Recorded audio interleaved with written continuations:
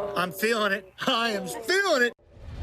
So, the Saskatchewan Roughriders, who scored only 4 Rouges all last season, Jack. The Stampeders are over the hump and back on top. 2018 Grey Cup champions. Yeah, man, I eat chalk for breakfast, lunch, and dinner. Here's a 50 to the 40, down near the 20. He's gonna score! Touchdown!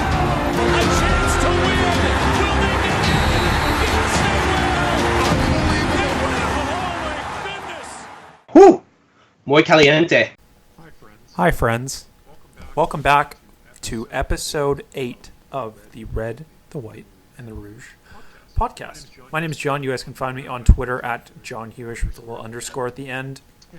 And, as always, you can find my co-host with the most, Rob, on Twitter at Rob McSports. And you can find this podcast on iTunes, SoundCloud, Google Play, YouTube, wherever you like to listen to podcasts. So if you're not listening on your preferred platform, go ahead and switch on over right now. How's it going, Rob? I'm doing good. I like how you enter it with hi friends. It makes it sound like we're trying to save dogs at the SPCA or something and they're asking for donations. Well, these people are my friends. Oh, that's true. To be honest, I can't convince anybody else to sit down and listen to me talk for like 40 minutes a week. That is valid. So, yeah, that's good to hear, though. We honestly, this week, usually Rob and I are pretty in contact throughout the weekend, but this week I was preoccupied, so it's good to hear you're doing well, though. Guys, before we get into the week 6 review, I want to talk a little bit about the pros and cons of DFS and sports betting, and something I've been thinking about for a while. I guess it honestly pertains to CFL, and I'll try to relate it to it in this sense. So one thing you have to think about when you're considering, what do I want to invest more money into? Do I want to play more money on DFS, or do I want to bet more this week? And, you know, there's probably a few of you weighing that decision. And something to think about in the terms of DFS is that it's almost us against you guys in a sense, right? Like, we're competing against each other, and DraftKings makes money, honestly, no matter who wins it all. That's honestly one of the biggest cons for me of DFS, and I don't think about it from that standpoint so much from CFL, because honestly, CFL, I don't know how many other podcasts there are out there trying to help people, and by no means are Rob and I trying to, like, you know, take advantage of that and shortchange you guys. Like, you guys see who we play every week. You know, we play who we say we're going to play, but regardless of how bad it goes. In terms of, yeah, exactly. But in terms of bigger sports like NFL, NBA, and baseball to an extent, I'm really thinking about NFL and NBA here because those are the two biggest ones on DraftKings and FanDuel as well. Something to think about is that it's a super saturated market. There's a lot of people trying to be the go-to source for information that people want to, you know, paid or not. You got to think about it. According to DraftKings stats, 85% of people are losers.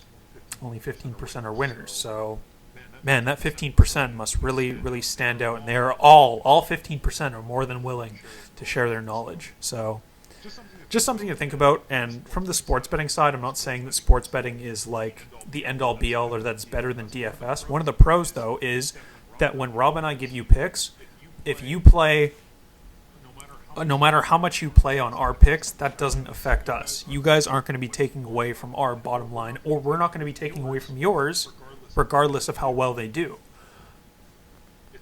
It's us against the sportsbook. If we all do well, the sportsbook actually loses money, whereas with DraftKings, it's like a fixed amount as long as the contests fill.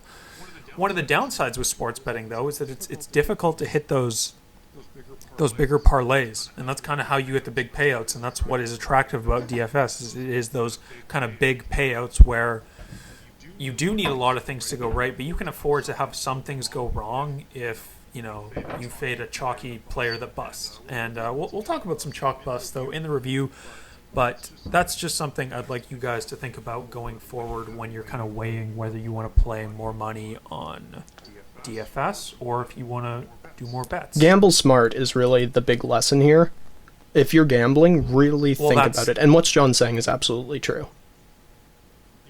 Yeah, no, you obviously want to stick to your bankroll, certain percentage every week, blah, blah, blah. That's, kind of like gambling 101. But for some people, it's like, they might stick to their bankroll, but they just don't know where to put that money. And I'm not saying that one is better than the other. You just kind of have to weigh the pros and cons of both and decide which one's better for you. Because the answer will be different could be different for every person, honestly. It's absolutely true. Just to add to that, I think for a great example of that is with hockey. Fantasy hockey on DraftKings or FanDuel is extremely challenging to do well in because of the variation on who scores in hockey and all the people who are on the ice and blah blah blah blah blah. So I find that sports betting for hockey is just more profitable rather than doing daily fantasy hockey. I just feel like daily fantasy hockey is more or less a waste of money, and some people I'm sure are fantastic at it. But for me, I just don't think it works that well. Thanks for sharing. We appreciate that. You're welcome. Thank you for your honesty. Yeah, I'm not good at daily fantasy I'm good at fantasy hockey full season wise, but daily fantasy hockey I'm not good at. Maybe the new Mike Babcock icon on DraftKings will change that for you. That's true. I changed mine from Mitt Romney in the jeans. Anyway, another thing John didn't mention is please obviously shout it out, my Twitter and his Twitter, but follow the Red White and the Rouge Twitter because I'm throwing out some spicy memes now. This is a talent John has been praising on the podcast for ages, and you get to see them. If you want to look at Kahari Jones with lightning coming out of his hands, make sure to follow us on Twitter. At RW and the Rouge. There we go. All right, Lonus, hit the rewind music.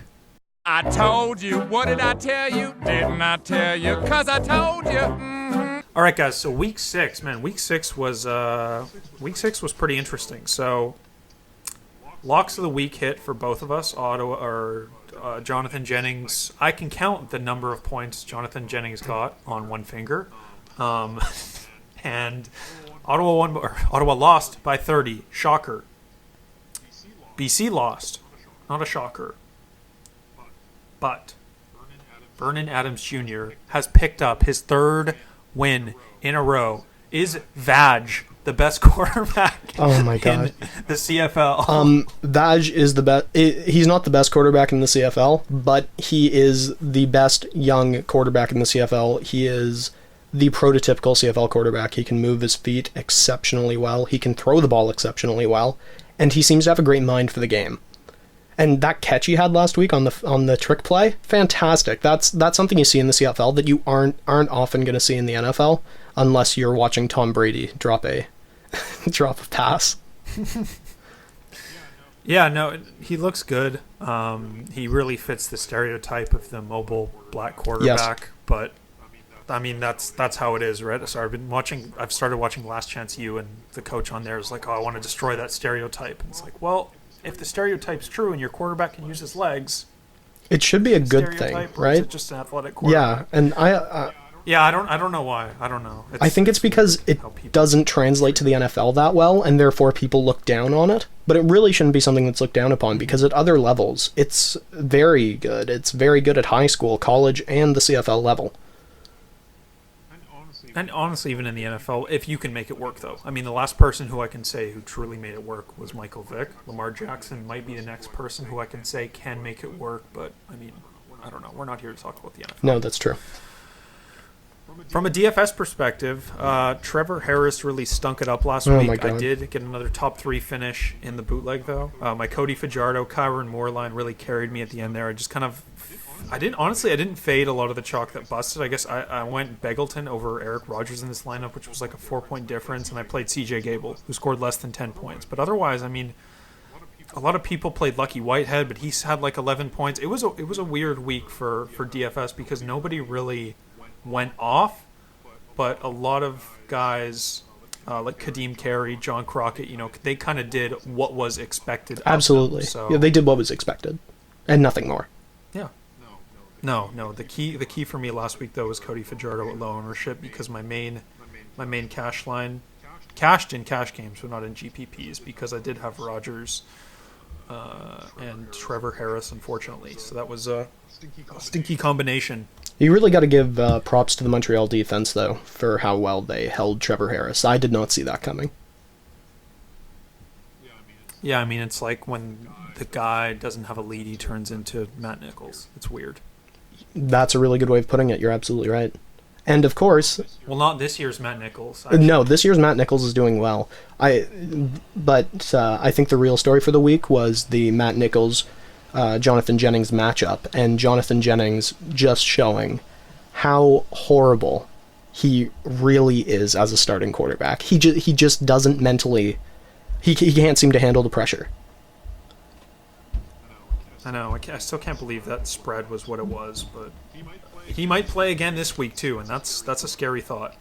On my poll on Twitter that was on our Twitter page, just as many people voted for the third string quarterback Arndt over Jennings to be starting next week. And then it might happen. I wouldn't be surprised. I just know that Dominique Davis is unlikely to play. It should happen. So. Ahead of Jennings, I would put Arndt. It's just funny how Matt Nichols, I mean, he says, like, oh, I was come from a small town, I went to a small college, and, I've been fighting, and he's like this big underdog story. It's like, all right, man, you got the best running back in the league on your team. You got a very strong receiving core with a former NFL player with Darvin Adams, Chris Matthews. I mean, and then you have the best defense in the league. Like, this is not an underdog story. You should be doing much better than you are doing, frankly, but whatever. That's nor here nor there. It's just funny to see himself painting like himself as an underdog in that situation. But yeah, Chris Matthews got stabbed this weekend too. That was weird. Yeah, that was strange. He's okay though. I honestly think there's a chance he plays this week. Winnipeg is dangerous, people. If you don't know this, Winnipeg is actually a dangerous city. And they're traveling to Hamilton, which is like another dangerous city. Jesus Christ. Leave Chris Matthews at home. Honestly, just leave him at home, get him extra security, whatever it takes. He needs to be protected. Oh, and we saw the return of Jeremiah Johnson, vulturing carries off of standback. Yeah, good old JJ. So we were right to be worried. He was hurt. Forward. Yes. Our concern was not misplaced. He was hurt, but now thankfully he's okay. So I'm really... me too. I like the guy. All right, we have gone on for 11 minutes, guys. Let's get into the Week 7 game-by-game breakdown, starting with Calgary traveling to the nation's capital, Ottawa. Ottawa are 5-point dogs, and the total in this one is 51. Honestly, I'll wait till next Tuesday to shit on Jonathan Jennings again. So, are you going to be playing Nick Arbuckle this week, despite the lack of short yardage opportunities he gets, as well as honestly pass attempts? Like, we've seen this both times he started. He just isn't quite like they don't let him throw the long ball, really. They don't. I wonder if that's a commentary on his skill set, if he's not particularly good at the long ball, or if it's just Calgary's playing a more conservative style considering they have a backup quarterback. I don't know which one is the truth, but they definitely are altering their playbook. If Bo Levi was in there, there'd be a lot more long balls, and for that reason, we haven't seen Arbuckle put up big numbers. Like, he put up 16 points last week, which, personally, I would want a lot more from a quarterback. But that being said, I had Trevor Harris, so what can I say? Exactly. Running back situation is interesting this week. Ottawa has given up the most rushing touchdowns in the league, so I'm definitely going back to Kadeem Carey. He's going to be a major factor in this offense for a couple more weeks before Romar Morris and Don Jackson return. Romar Morris started practicing. He's coming back from a pretty long-term injury. And John Crockett, he's up to 4,600. If Moses Madu sits again, I think we can go back here just for the number of touches he gets. Calgary is allowing only 89 yards per game on the ground, so that's not an ideal situation, but that's just more of a value play for me. Any objections for either of those two? No, and if Jennings is playing quarterback next week, I would expect Ottawa is running like counter plays and powers all week in practice. There is no reason why Crockett won't be getting a solid number of carries if Jennings is starting again. Mm-hmm. Another person we saw make the return last week was Juwan Breskison. With him back in this Calgary lineup, are Eric Rogers and Reggie Bagleton viable? Is Juwan Breskison viable at 8,000? I don't think Rogers... That's the thing. There's a lot of mouths to feed there. I was about to say I don't think Rodgers is viable, but he's only 200 more. I think that's a risky play just because there is so many dangerous receivers in that offense, and there isn't a lot of long balls. So I think they're a little bit expensive.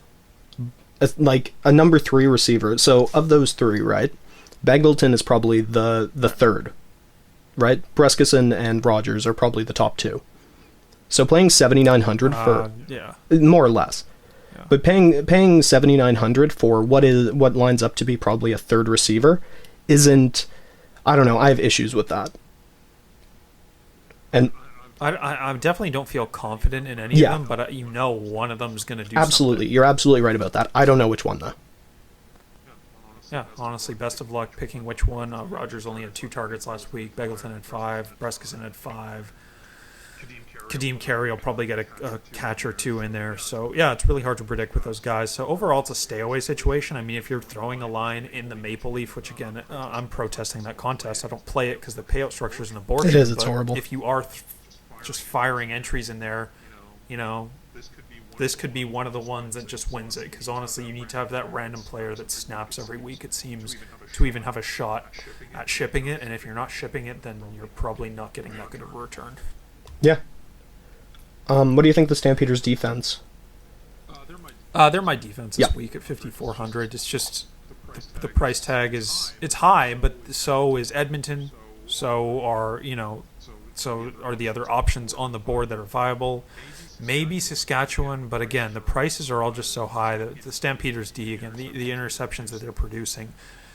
I think they have 12 interceptions on the season. The next closest team, 5. So those points, 8. Sorry, I miscounted. 8. They still have 4 more interceptions. So those points, if you're getting 2 apiece, and God, if Jonathan Jennings is back there, he's bound to throw at least 2.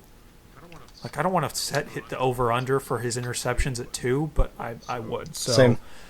Yeah, love them.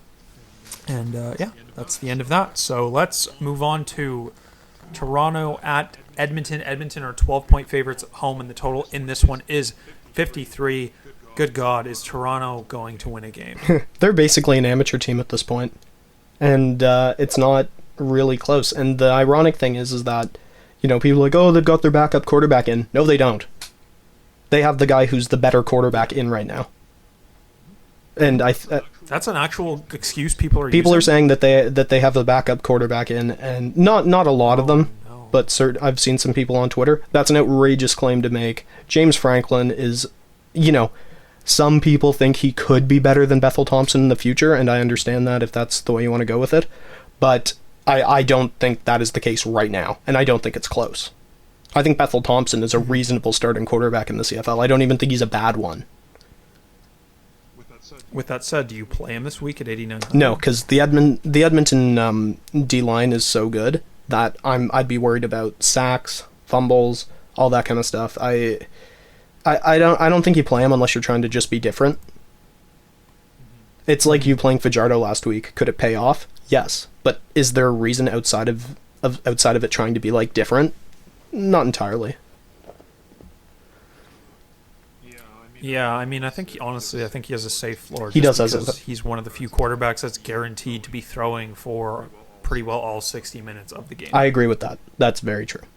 He does have a low floor. Trevor Harris. Oh, yeah. Sorry, Trevor Harris. His floor. Yuck. We saw it last week. I think he bounces back here at home though against Toronto, and that's not a scalding hot take at 10,000. That's a pretty easy play, to be honest. Totally agree. I think you're making a mistake not playing him this week. Mazzoli is playing Winnipeg, which is a pretty good defense.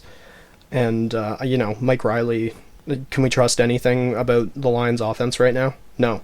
So Trevor Harris is the play. And he went down in price, which is nice. Mm-hmm.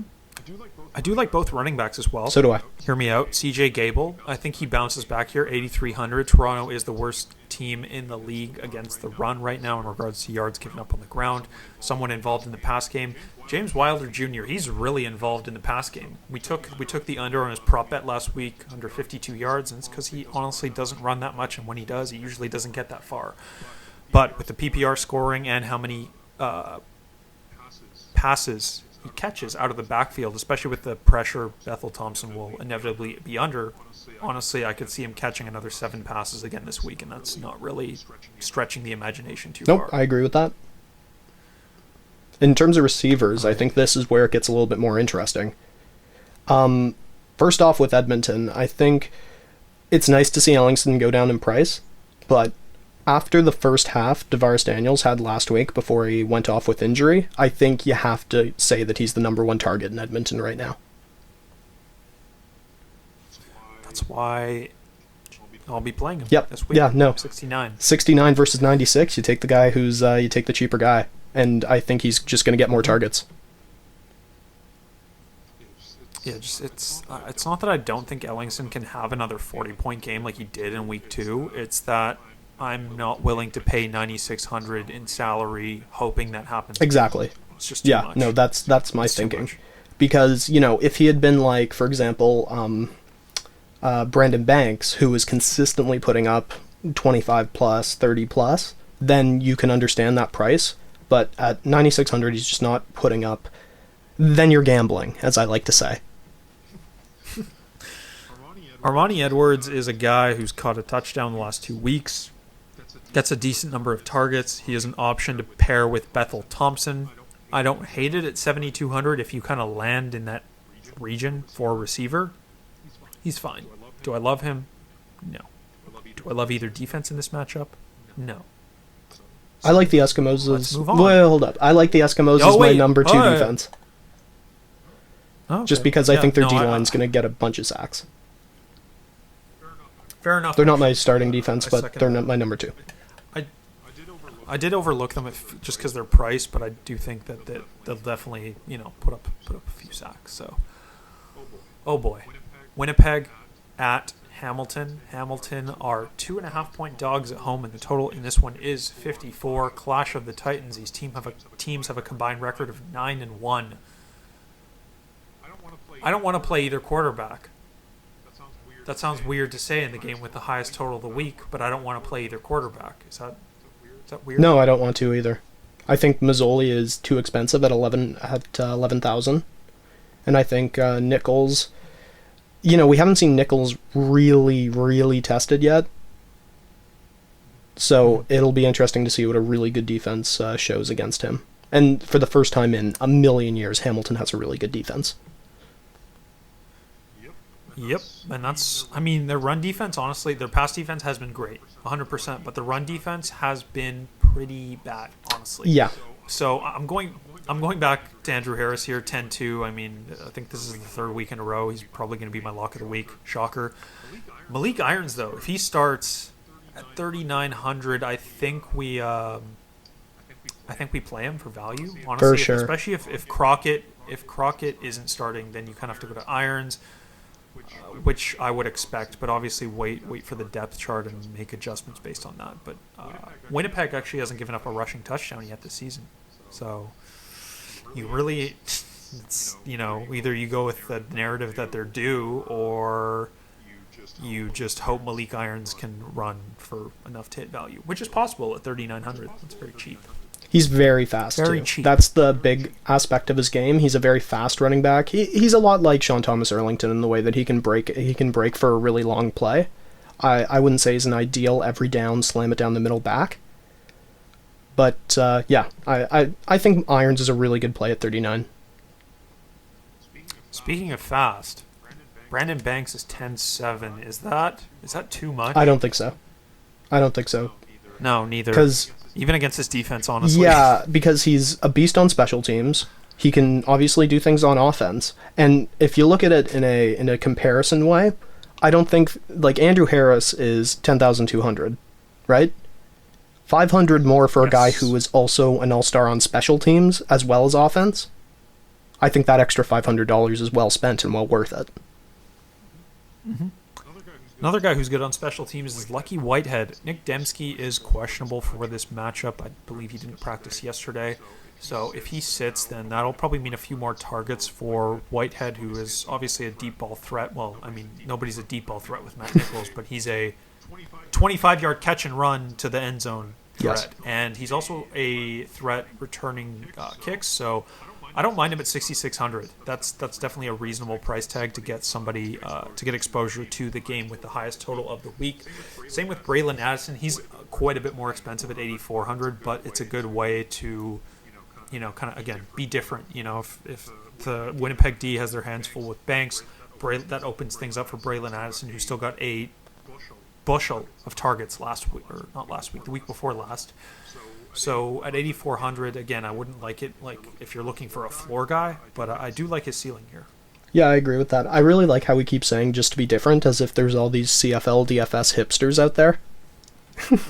Just to be different. I mean, you got to try to be different when there's only 4 games on the board. That's the thing. No, you're right. There's. I took Whitehead before everyone started taking him.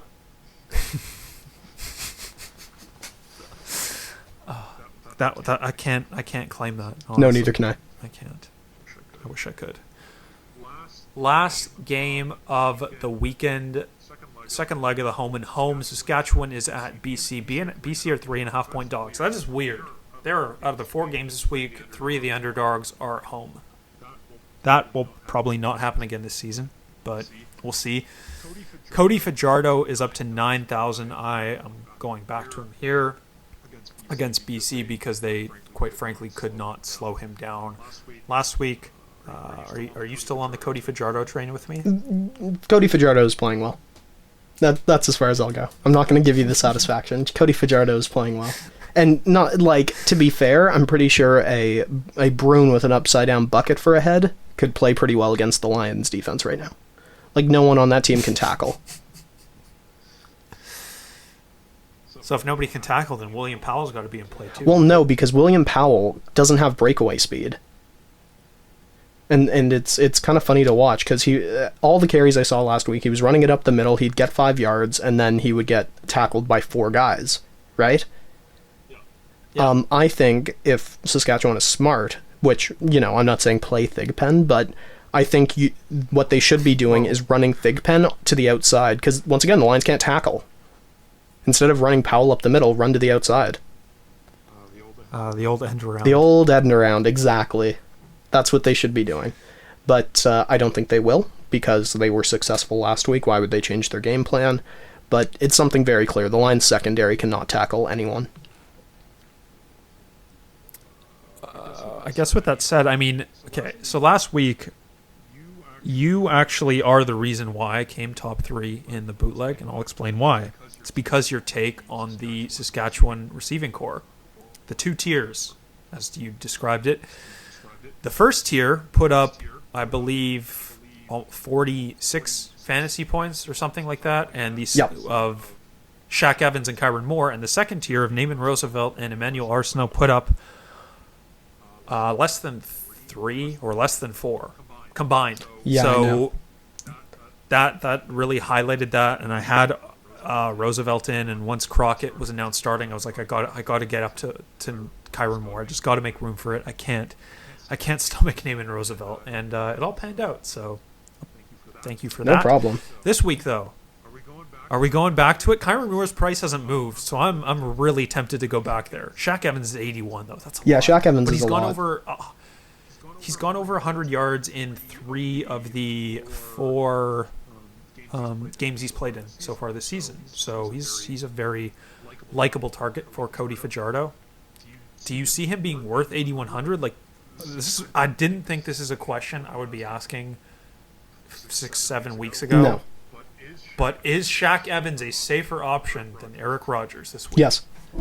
Sorry, he's also a safer option than Braylon Addison, Brad Sinopoli, or Greg Ellingson. Oh, and Greg Ellingson, I think. He's their number 1 receiver. Don't talk about Brad Sinopoli on here anymore. Yeah, Brad Sinopoli doesn't even make the board anymore. What a nightmare season for him. BC wideouts, though. Brian Burnham, he looked good last week. Shaq Evans had almost 100 yards. I don't think that happens again, but is there anything that you see here? Your boy, Javon Katoy? Javon Katoy is playing quite well, but caught a touchdown last week. He scored a touchdown last week, and he's...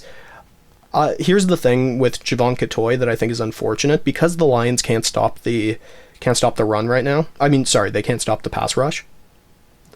they're lining him up as a tight end and having him block on a lot of his plays, like as an inside receiver, as a blocker. And obviously he's not going to get catches like that, and I think since Charleston Hughes made the Lions O-line his bitch last week, we're going to see a lot more of that heavy protection, and for that reason I don't know if you play Katoy. That being said, I do like how he's growing. I do like how he's playing. He's a good receiver. In terms of Brian Burnham, I think that he's legitimately the only target that doesn't disappear for a game every now and again. Like, Lamar Durant has been generally very good all season, but he's kind of disappeared the last 2 weeks. Nowhere to be found. And I do think that Shaq Johnson at his price tag is not a terrible option, because I think the Lions are actively trying to get him more involved. He's a very fast player. He's good on the long ball. He's not particularly fast, but the Lions seem to be trying to get the ball in his hands. And in terms of Deron Carter, it's just not working. So Brian Burnham is a good target, and, just because the Lions will probably lose this game and Mike Riley will be sacked probably 18 times, something like that, does not mean that he won't put up 250 plus passing yards he has to throw to someone. All right, let's jump into the last 3 segments of the show then. Starting with the Jewels versus the McPicks. The Jewels improved to 5-1 on the season last week, thanks to Devere Posey being slapped on the IR. That fucking sucked. Trevor Harris. I was so stupid. I'm so bummed about that. Who the hell wants their week decided by whether or not Emmanuel Arsenault gets a catch or not? Sweet Jesus, it was a nightmare. It was honestly a nightmare, and I didn't quite have the flexibility to switch it around to anyone better. It was a tough scene. Tough scene. All right, let's kick off this week with the McPicks then. Rob, who you got on the McPicks? Well, I'm hoping lightning doesn't strike twice, and Trevor Harris has a really good game this week, so he's going to be my starting quarterback. For my first running back, I have Crockett at 4,600, good price point. And once again, Jennings is going to have to run the ball if he wants to live to see the next episode. DeVaris Daniels and Brendan Banks are my 2 receivers. I'm really spending quite high on Banks, but once again, he's both a offensive target and a special teams target, and he's a playmaker. For my flex, I have Brian Burnham at 84. I'm not totally sold on that. I could mess around with that, so don't hold me to that. You can find many good receivers around that price point, so think about it. I do like him better than Addison, though, because there's less mouths to feed in BC. For my other flex, I have Malik Irons at 39, because, running backs seem to be an easier play this year than wide receivers. They're more consistently getting carries and points. And for my defense, I have the Stamps. Good stuff. Let's hear who I got this week in the... All right, guys, on the Jewels this week, I'm going with Trevor Harris at quarterback. I'm going with Andrew Harris as my running back. My 2 wideouts, I'm going to Kyron Moore with his price not moving, and DeVaris Daniels paired with Trevor Harris. Going with the 2 running back flex with Kadeem Carey, who's going up against the miserable Ottawa Rundy, and John Crockett. I am praying that he gets the start because, again, he'll need to get his hands on the ball, especially if Jonathan Jennings is out there. And I'm also going with the Stampeders defense, which brings us to the Price is Right. Who you got coming on down this week, Rob? I love that music so much. Anyway, for my Price is Right play, I have Malik Irons. 3,900 is a good price, and I don't think there's anyone else on the board near that price point, like below 4,000, who could come anywhere close to what Irons could put up this week. For myself, this isn't like a super value play. I got Kyron Moore up there. I think he's a good price, but honestly, if I had to choose a guy who I think is like great point per dollar value, it's Trevor Harris. I know he's 10,000, but it's like that price is right for him. Yes. That's awesome. Yes. So well said. It's very high. Thank you. Kyron Moore, another option, I guess, if you're really scraping down there, than John Crockett, who looks a lot better than Moses Madhu, honestly. Moses Madhu is going to be sweating for his job when he gets back. Yeah, he doesn't quite have the power game of Madhu, but he does have just about everything else. All right, let's wrap it up with the Lock of the week. lock of the week this week for me is going back to the well against the Red Blacks here. I know the Stamps are on the road. I will take them -5 against Ottawa. And my DFS lock of the week, I don't want to say it's got to be Andrew Harris. It doesn't but have to be. It's Andrew Harris. No, I mean, it doesn't have to be. There's Honestly, a lot of good players out there, but John's right. It's a reasonable lock. Yeah, as good as Banks is, I can't No. lock that in against the Winnipeg secondary. But there are a lot of good options at running back, guys. So if you want to play, like, I know I played 3 running backs in Harris, Carey, and Crockett. If you honestly want to bump Harris down to, like, CJ Gable, I would not fault anybody listening for doing that. I might end up doing that before Thursday. I don't know what I'm going to do, but I think that's, like, a real possibility. So for now, it's Harris, but I just honestly, I couldn't pick anybody else because it's like, you know, okay, I might go to Trevor Harris down to Cody Fajardo. Running backs, if John Crockett's not playing, then you got to start moving things around and hopefully Iron starts. So it's a week that's pretty dependent on whether or not the value sticks and the players that have been injured stay out. So keep that in mind. That's my disclaimer. But Stamps -5, that's a stone cold lock, and let's go to 6-1, 5-1 with lock of the weeks on the season. That's good. Anyway, who you got? I've been pretty good on my locks of the week too. Much better than my our back and forth score. But this is called the lock of the week, right? That is the name of the segment. Let's just go with a lock. Yes. Parlay the Eskimos and the Stamps winning outright. You're gonna make money. I can almost guarantee that neither of those teams will lose this week. I know it's not a hot take, but you know, I think a 7-year-old with a credit card who has never even watched a CFL game, if he does that, he will make money. That's not legal.